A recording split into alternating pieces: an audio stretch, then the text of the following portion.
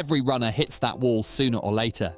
You've been training for weeks, maybe months, running regularly, eating better, sleeping early, and still, your times don't move.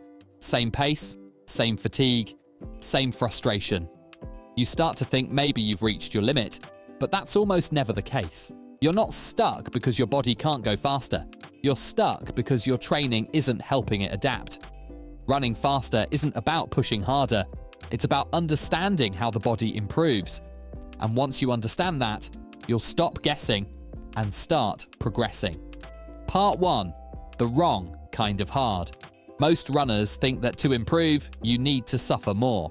So they run every session medium hard.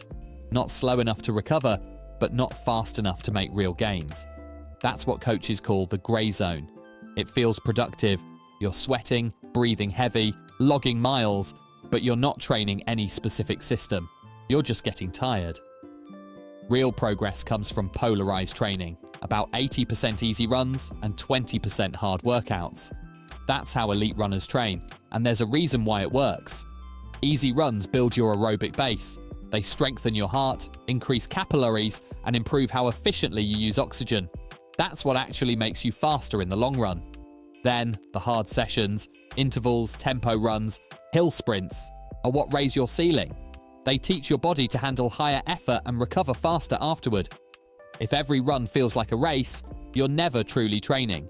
You're just testing. And testing all the time doesn't make you better, it just burns you out. Part 2. Why you feel stuck. Let's get practical. If you've been running the same distance at the same pace for months, you've already taught your body how to handle that stress. It's not hard anymore. It's maintenance. That's why progress slows down. The body adapts and stops responding. The solution isn't to do more of the same, it's to change the stimulus. You can add short intervals at the end of your easy runs. Switch your long run route to include hills. Try a cutback week every month to recover properly. Track effort by heart rate, not just pace. Small changes like these remind your body that it still needs to grow, because if you always train the same way, you'll always get the same result. Part 3. The ego problem. This one hurts a little, but it's true. Most runners train to look good, not to get better. They chase faster splits, not better fitness. They want every run to look strong on Strava, but training isn't about showing off. It's about building something you can't post. Consistency, discipline, patience. That's why most people never recover properly. They think running slow means they're getting weaker, when in reality, that's the run that makes you stronger. Your ego wants to prove something. Your physiology just wants balance. Listen to the second one. It's the only one that gets results. Part 4. The plateau isn't the problem. Every runner hits a plateau, but most misinterpret it. They think it means they're failing, when it actually means the body is catching up. When you stop seeing improvements, don't panic. You're in the adaptation phase. That's when your body is processing the stress, repairing tissue, and getting ready to jump to the next level. The key is not to quit too early, because every big leap is followed by a slow period. That's how adaptation works. If your pace hasn't improved in a month, look at your training load, your sleep, your nutrition. The answer is almost always there. Part 5. Recovery is training too. Most runners underestimate rest. They think recovery is what happens when they stop. But recovery is a skill. It's something you actively manage. Your body gets stronger between workouts, not during them. If you never recover, you never improve.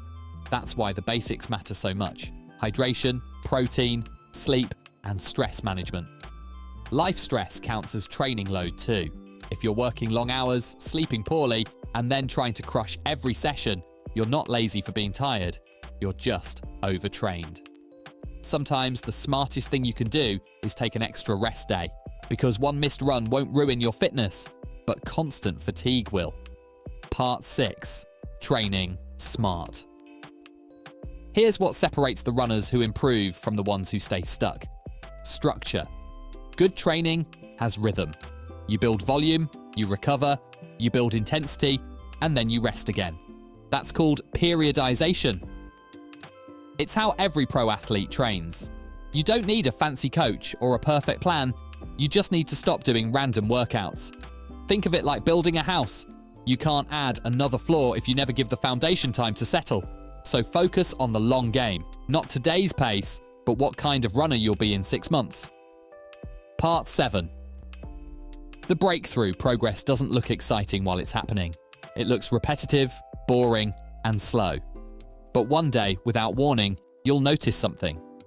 That hill that used to destroy you now feels manageable. That easy pace actually feels easy. That long run that scared you, you finish it smiling.